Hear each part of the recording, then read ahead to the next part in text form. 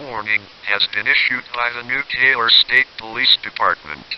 A civil emergency message has been issued by the New Taylor State Police Department. Listen to this following message as it might save your life.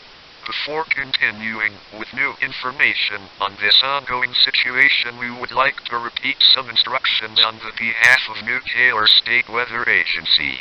The instructions are the same apart from the last one, which was edited by us. First, stay hydrated. Second, keep your home cool as much as possible. Third, do not go outside for more than 4 hours. Fourth, make sure your home is secured. If you don't think so, then check it after this broadcast is finished. These instructions will once again repeat on all news stations in the state every 2 hours.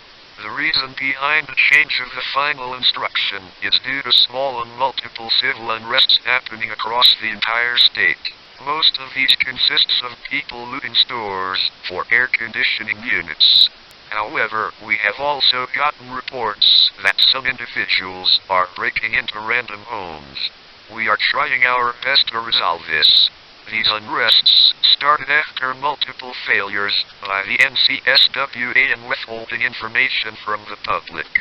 All of this will be investigated. We also advise everyone watching this to not participate in these civil unrests.